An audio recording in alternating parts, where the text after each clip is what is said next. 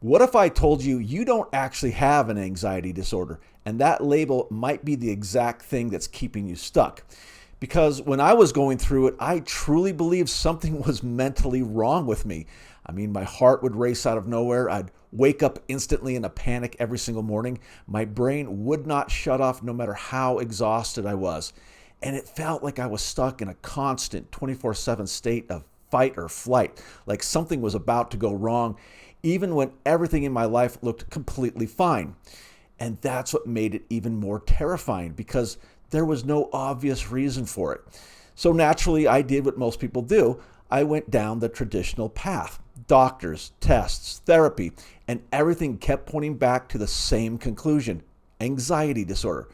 But here's the problem. That explanation never actually matched what I was experiencing because this didn't feel like overthinking. It felt physical. Because this didn't feel like overthinking. It felt physical. It felt like my body was stuck on. Heart racing, adrenaline pumping, can't relax even when nothing is wrong. And here's how you know this might be exactly what's happening to you too. If your anxiety feels more physical than mental, if your heart starts racing without a clear trigger, if caffeine hits you way harder than other people, if your brain won't shut off even when you're exhausted, if you wake up already anxious before your day even starts, that's a huge clue. This isn't just in your head. And this is the part most people completely miss. Anxiety, at least for a lot of people, is not a mental problem first. It's a stress processing problem, meaning your body is producing stress chemicals like adrenaline and cortisol, but it's not clearing them efficiently, so they build up.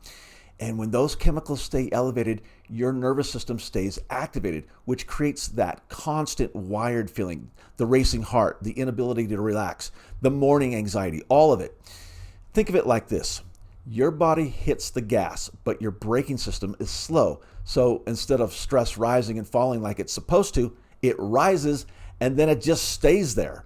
And one of the biggest reasons this happens comes down to how your body processes those stress chemicals at a biological level. Specifically, things like COMT and methylation pathways that are tied to MTHFR. And don't worry if you don't know what those things are, we'll get into it later. And if those systems are running slow, your body basically holds on to stress way longer than it should. So instead of a normal stress response that rises and falls, yours spikes. And then it just stays there.